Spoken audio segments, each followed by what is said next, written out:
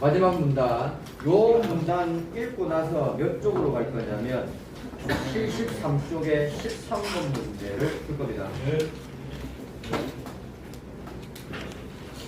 자, 단기의 환율이 기초경제여건과 괴리되어서 과도하게 급등락하거나 균형 환율 수준으로부터 단기간 이탈하는 등의 문제가 심화되는 경우를 예방하고, 이러한 문제가 뭐였노?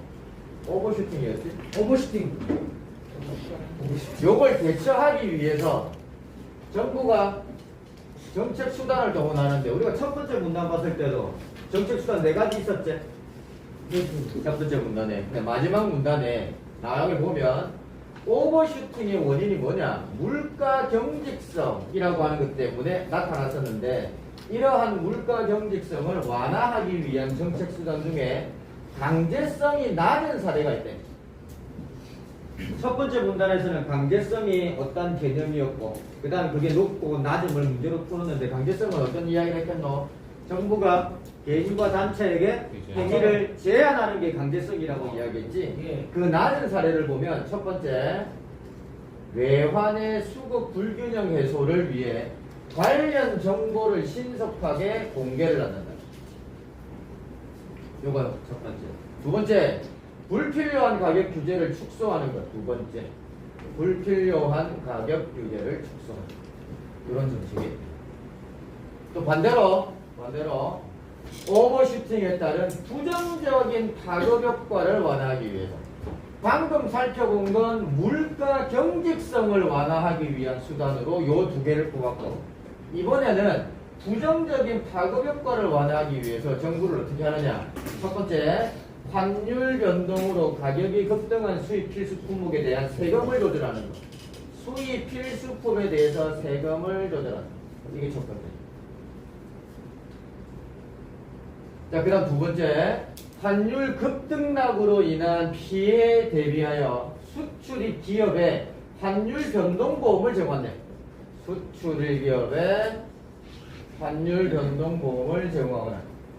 세 번째, 외화를 차입할 때 지급 보증을 제공하기도 한다. 세 번째,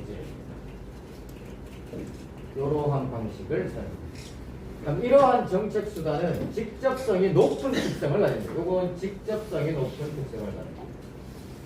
직접성이라고 하는 건 뭐라고 이야기했느냐? 첫 번째 문단에서 살펴보면 정부가 재원 조달을 직접 관련하는 거라고 이야기했지. 여기 보면 정부가 직접 하고 있지. 정부가 요걸 하고, 정부가 얘를 하고, 정부가 얘를 하잖아. 주어가 정부기 때문에 정부가 직접 하는 건 직접성이 높은 것들입니다. 이와 같이 정부는 기초 경제 여건을 반영한 환율의 추세는 용인하되 사전적 또는 사후적인 미세 조정 정책 수단을 활용했다. 어디에? 요 5가지가 이렇게 나와 있지. 요 5가지. 그럼 요 5가지를 문제를 풀면서 찾으면 돼. 자, 가보자. 일단 요거 그대로 띄워놓고 찾으러 갈 거야. 그러니까 13번 문제거든. 13번 문제에서 1번부터 찾아보자. 여기에 해당되지 않는 것만 있으면 되잖아. 1. 예기치 못한 외환 손실에 대비한 환율 변동 보험을 수출 주력 중소기업에 제공한다. 어딨노? 문단. 있잖아. 수출 기업에 환율 변동 보험을 제공한다고. 예. 그럼 1번은 맞는 이야기. 네, 맞습니다. 자, 2번 찾아보자. 2번. 환율 변동으로 원유와 같이 수입 의존도가 높은 상품의 경우 해당 상품에 적용하는 세율을 환율 변동에 따라 조정한다. 어딨나? 네, 네, 이거. 환율 세정하면 세금을 조절한다. 이거 있잖아. 1번. 세금을 조절한다고 되어 있잖아. 네. 세금 조절하고. 3번. 환율의 급등락으로 금융시장이 불안정할 경우 해외 자금 유출과 유입을 통제한다. 그건 아닙니다. 일단 안 보이지? 네. 일단 5개 중에 안 보여. 그럼 일단 답 체크해놓고. 4번. 환율 급등으로 수입 물가가 가파르게 상승할 때 수입 대금 지급을 위해 외화를 빌리는 수입업체에 지급 보증을 제공한다. 자, 지급 보증 어디 있노? 저기 있네. 여기 있잖아, 여기. 외환 차익. 지급 보증한다고. 그 다음 5번. 수출입 기업을 대상으로 국내외 금리 변동, 해외 투자자금 동향 등 환율 변동에 영향을 주는 요인에 정보를 제공한다. 정보장 어딨노? 이번. 여기 있네. 관련 정보를 신속하고 정확하게 공개한다.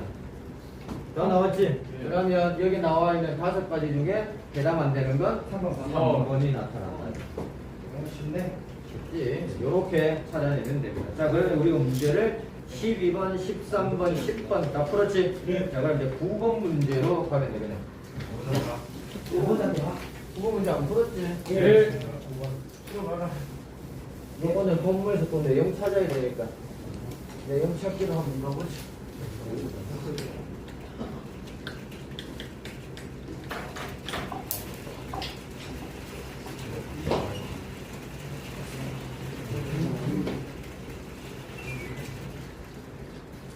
자, 윗글에 대한 이해로 적절하지 않은 것 1번에 여기 나와 있는 것처럼 국내 통화량이 증가해서 유지된대. 장기에는 실질 통화량이 변하지 않는데 하지만 환율도 변함이 없을 것이다 라고 나와 있어. 이 내용이 세 번째 문단에 가면 어떻게 나와 있냐면, 자, 여기에 선생님 체크해놨지. 국내 통화량이 증가해 유지될 경우에 장기에 자국의 물가가 높아진대. 이러면 환율은 상승하게 되고 하지만 실질 통화량은 변하지 않는데. 근데 방금 선택지에서 환율이 변함이 없다라고 돼 있지? 환율은 방금 우리 봤잖아. 환율은 상승한다라고 이야기가 되어 있지. 자, 그러면 적절하지 않은 거니까 답은 1번이 된다 하고 합니다. 자, 그 다음 2번부터 또 갑니다. 자, 계속 우리 확인해야지 본문에서. 물가가 신축적인 경우가 경직적인 경우에 비해 국내 통화량 증가에 따른 국내 시장 금리 하락폭이 작을 것이다 라고 되어 있어. 자, 이걸 어떻게 우리가 찾아낼 수 있느냐? 이 문단이 이 문단에 있어? 땡큐. 자, 이 문단 가보자. 하락하는 자, 이 문단. 보고 싶어. 이 문단에 가면, 자, 여기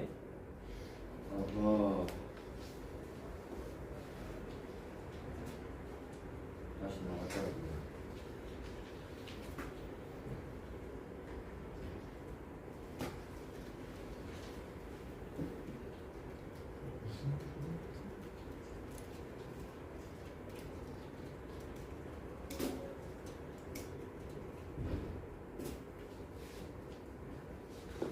자, 요 문단에 보면 이렇게 나와 있는데, 자, 오버슈팅은 물가 경직성 또는 금융시장 변동에 따른 불안 심리에서 촉발되는 것으로 알아진다. 물가가 경직적일 때 오버슈팅이 발생할 수 있대. 그러면 이 오버슈팅이 발생하면 어떤 것들이 나타나느냐? 여기 보면 예상보다 크게 나타날 경우 오버슈팅이 나타난다고 되어 있지. 여기 나와 있는 것처럼 환율이나 주가 등 경제 변수가 단기에 지나치게 상승하거나 하락하는 현상을 오버슈팅이라고 이야기하는 거예요. 이 오버슈팅은 물가가 경직적일 때 나타나는데, 그러면 반대로 물가가 신축적일 때는 어떻게 나타난단 말이고, 물가의 급락과 하락이 더 줄어든다라고 하는 거지. 이해되나? 다시 봐봐. 오버슈팅이라고 하는 건 단기에 지나치게 상승도록 하락하는 현상을 오버슈팅이라고 이야기해. 어떠한 부분에서 나타나는 환율이 갑자기 올라가거나 갑자기 내려가는 거야. 그러니까 이 오버슈팅은 물가가 경직적일 때 나타난다라고 하는 거지. 그럼 반대로 물가가 신축적일 때에는 이렇게 나타나지 않는다라고 하는 거지. 이해되겠나? 그러니까 방금 우리가 2번에서 읽었던 내용처럼 신축적인 경우일 때는 경직적인 경우보다 하락의 폭이 작을 수밖에 없지. 맞네. 자, 그 다음 3번. 물가 경직성에 따른 환율의 오버슈팅은 우리 방금 봤지? 물가의 조정 속도보다 환율의 조정 속도가 빠르기 때문에 결국 물가의 조정 속도하고 환율의 조정 속도에서 차이가 발생하기 때문에 오버슈팅이 나타난다라고 하는 거지. 그러면 이 내용이 어디에 있느냐? 이거 봤는데 3문단에 있어. 여기는 물가와 환율의 조정 속도 차이가 오버슈팅을 초래한다라고 이야기를 하고 있지. 그래서 방금 우리가 봤던 내용이 여기에 그대로 드러난다라고 하는 거지. 자, 그러면 요것도 틀리네. 자, 4번. 환율의 오버슈팅이 발생한 상황에서 외국인 투자 자금이 국내 시장 금리에 민감하게 반응할수록 오버슈팅 정도는 커질 것이다 라고 되어 있어요. 자, 그러면 외국인 투자 자금과 관련된 이야기가 어디 나와 있더노? 저 위에 나와 있었지.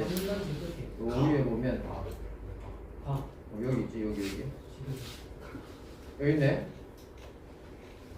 자, 단기성 외국인 투자 자금이 해외로 빠져나가거나 혹은 유입되었을 때 어떠한 결과를 초래하느냐? 투자 기대 수익률 하락, 즉 시장 금리가 하락하는 거, 요럴 경우가 발생한다라고 하는 거예요. 이렇게 되면 환율이 상승하게 되는데 이때 오버슈팅이 나타난다라고 하는 거죠. 그러면 외국인 투자 자금하고 이러한 것들이 유입되고 유출되었을 때 오버슈팅을 발생한다라고 하는 원인을 살펴본다면 외국인 투자 자금이 오버슈팅하고 굉장히 밀접한 연관성이 있다라고 하는 걸 알 수가 있는 거지. 그래서 이것도 답이 아니지. 그럼 5번만 확인하면 되겠네.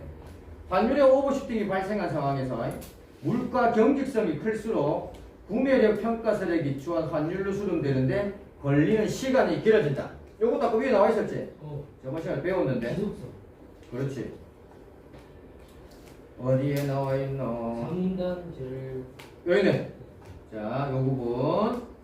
오버슈팅의 정도와 지속성은 물가 경직성이 클수록 더 크게 나타난다. 자, 물가가 경직성이 크게 되면 정도도 심해지고 시간도 오래 걸린다라고 하는 내용이 여기에 잘 나타났지. 그래서 5번의 내용을 보게 되면 방금 이야기했던 것처럼 오버슈팅이 발생을 했어. 물가 경직성이 굉장히 커졌대. 그럼 당연히 시간은 길어질 수밖에 없지. 이것도 본문을 통해서 우리가 알아낼 수가 있다. 됐지? 그래서 답은 1번이다라고 합니다. 자, 그럼 이제 마지막 문제. 11번 문제가 마지막 문제니까. 11번 문제가 마지막 문제다. 이런 문제는뭡니까? 오히려 문제는 개인적으로 풀면 되겠지. 사실 실력. 예. 자, 보기 내용을 통해서 우리가 내용을 한번 찾아보자. 이거는 옆에 필기하면서 내용을 정리합니다. 본문 내용이 길기 때문에. 자, 알아. 중요하다.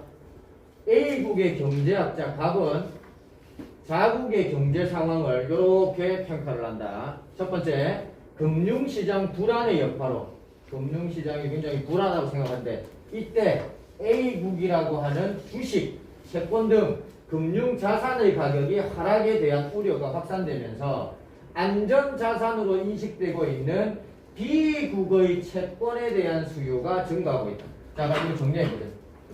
자, A국은 첫 번째 금융 불안 심리가 발생했습니다. 본문에서 금융 불안 심리가 작동하게 되면 오버슈팅을 초래할 수 있다라고 이야기했었지. 자, 그럼 이런 현상 첫 번째. 그 다음 두 번째, A국은 B국의 채권에 대한 수요가 증가해. 이게 두 번째 상황이. 자, A국과 B국으로 나눌 거야. 그렇게 되니까 이로 인해서 외환시장에서는 A국에 투자하고 있던 단기성 외국인 자금이 B국으로 계속 유출되고 있대. 자, 그 다음에 세 번째, A국에서는 단기성 외국인 자금이 유출되고 있어. 어디로? B국으로. 자, 그래서 네 번째, A국의 환율이 급등하고 있다. 환율이. 요게 A국과 관련된 정보입니다. 자, 그 다음 B국 보자, B국. 그럼 당연히 이거 꼴려보면 A국에 있는 자금이 B국으로 들어갔으니까 B국은 자금이 늘어났겠지. 이해되겠지? 자, 그럼 B국 가볼까? 자, B국 첫 번째. B국에서는 해외 자금 유입에 따른 통화량 증가. 첫 번째 당연히 A에서 B로 넘어갔으니까 통화량이 증가.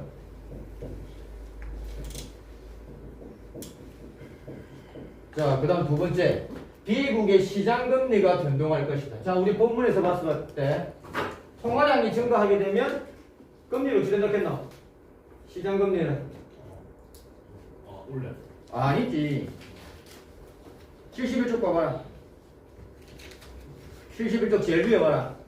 71쪽 제일 위에. 맞아. 실질 통화량을 증가하게 되면 시장금리는 하락한다고 되어 있지. 그러면 두 번째 시장금리는 하락을 할 거야. 요렇게 되면 어떤 현상이 나타난다 했노? 환율이 급등한다고 이야기를 했었지. 이에 따라 A국의 환율 급등은 향후 다소 진정될 것으로 보인대. 그럼 다섯 번째. 얘는 장기로 봤을 때 환율이 진정된다라고 하네. 다 나와있다. 또한 양국 간 교역 및 금융 의존도가 높은 현실을 감안할 때 A국의 환율 상승, A국의 환율 상승했지. 요건 수입품의 가격 상승 등에 따른 부작용을 초래할 것으로 예상되지만, 자, 환율이 급등함에 따라서 수입품 가격이 상승할 거고, 이렇게 되지만 한편으로는 수출이 증대되는 효과도 있다라고 되어 있고, 수출 증대. 이런 결과 나오겠지. 마지막. 그러므로 정부는 어떻게 해야 되느냐? 시장 개입을 가능한 한 자제하고, 즉 시장 개입을 하지 마라 이 말이지. 시장 개입 절대 하지 마라. 그다음 환율이 시장 원리에 따라서 자율적으로 균형 환율 수준으로 수렴되도록 두어야 된다라고 하는 거야. 결국 이걸 통해서 정부는 어떻게 해야 되냐? 첫 번째 시장 개입 하지 말고 자제하고, 두 번째 그냥 자율적 균형 환율 여기 될 수 있도록 그대로 둬라라고 이야기해요. 자, 그럼 요 내용을 바탕으로 해서 문제를 풀어보자. 1번부터 그대로 갑니다.